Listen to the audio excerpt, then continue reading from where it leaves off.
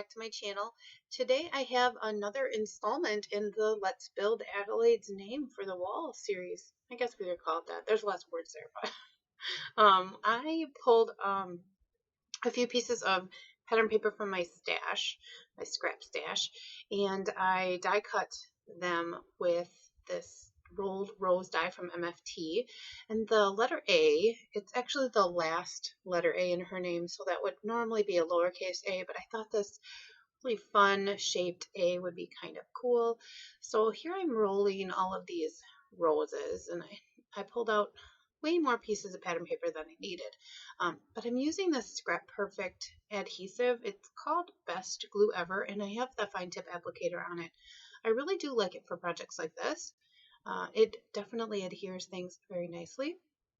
So I was just kind of playing around with what I had, the leaves and the more, they're paper flowers, but they look kind of fabricy.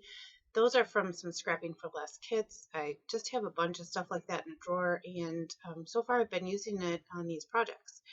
So I rolled up all of the roses that I had. I have kind of that peachy one, which you see now on top of the letter A. That and the navy blue are basically the colors in her room, along with white.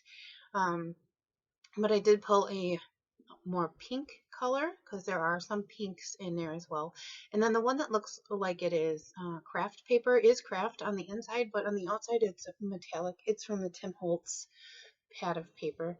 These are all scraps, every last one of them. So I couldn't even tell you exactly where they're from. I know that the peachy one is a tonic paper because like shiny on both sides or glimmery on both sides. So here I was just playing with arrangement. This is not what it's going to look like. You've seen from the original photo that none of those things are in those places.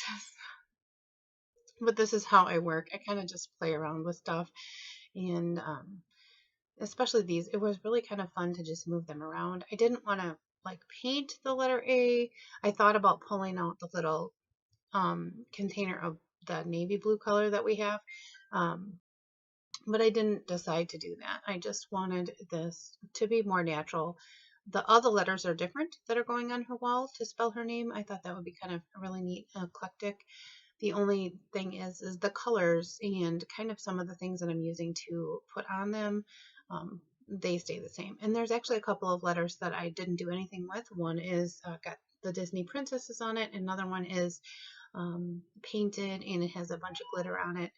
And I'm going to hang it up on the wall like that. Anyway, we're getting close to the end of her name.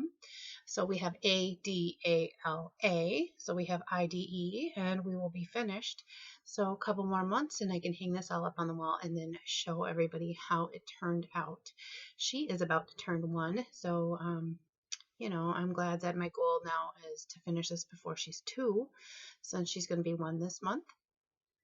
But here I just pulled apart some of these paper flowers that I had, and then filled in where I thought it would look kind of cool. I almost added the extra white petals there around, but that's what I decided to do. And then I thought I was done, but then I decided I wanted to add just a little bit of white. I didn't want to paint it, so I used this Picket Fence Distress ink from Tim Holtz and Ranger, and I just inked up the edges of this letter A. I really think that it finished it off. I'd love to know what you think. And the link for that ScraPerfect adhesive will be below. And I do really like it. I prefer it for this kind of project. Anyway, as I always say, give cards generously and have a good day. Bye.